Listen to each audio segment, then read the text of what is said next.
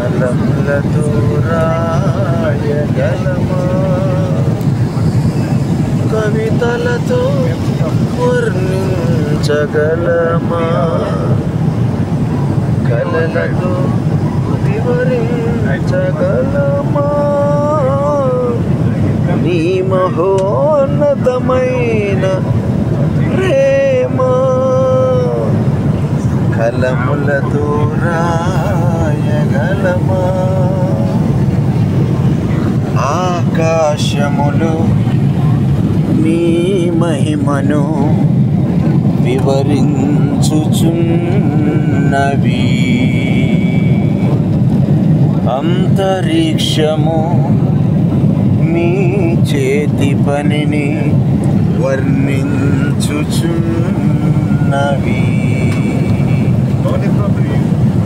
ఆకాశములు నీ మహిమను వివరించుచున్నవి.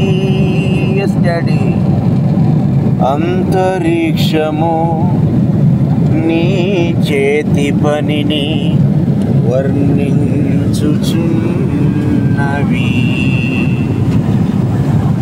దేవా మా ప్రాణము నీ కొరకై తప్పించుచున్నది. దేవా మా ప్రాణము నీ కొరకై తప్పించుచున్నది. ఆరాధింతును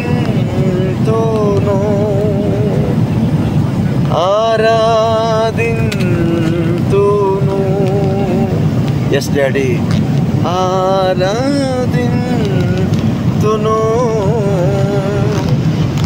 ఆరాధింతును.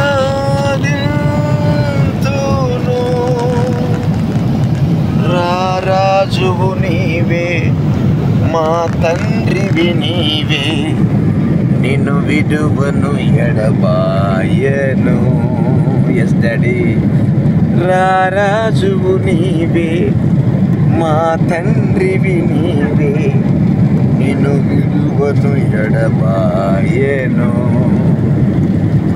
తండ్రి, ఈ ఎమిరేట్స్ ఫ్లైట్లో మమ్మల్ని 10 గంటల ప్రయాణాన్ని నీ రెక్కల నీడలో మమ్మల్ని దాచి, నీ కృపా కనికిరాన్ని కుడి చేతిలో దీర్ఘాయువు, ఎడమ చేతిలో ధనఘనతలిచ్చి, నీ కృపా క్షేమములే మా వెంట వచ్చే విధంగా ఇదిగో మమ్మల్ని పరిపూర్ణమైనటువంటి విశ్వాసంలోనికి అయ్యా నువ్వు రప్పించి, నీ కృపా కనికిరాన్ని మాకు తోడుగా నీడగా ఉంచి ముందుకు నడిపిస్తున్న దేవా నీకు స్తోత్రములు తండ్రి.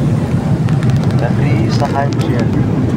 మాకు సహాయం చేసినటువంటి ప్రతి ఎయిర్ హోస్టెస్ని మీరు ఆశీర్వదించండి తండ్రి. మాకు సహాయం చేసి ఇచ్చినటువంటి ప్రతి ఎయిర్ హోస్టెస్ని మీరు ఆశీర్వదించండి తండ్రి. మీ కృపా సన్నిధి కాంతి బిడ్డకు తోడుగా నీడగా వచ్చి, ఇదిగో అహ్మదాబాద్ ఫ్లైట్ అయితే భయంకరమైనటువంటి విస్ఫోటనంలో మునిగిపోయింది.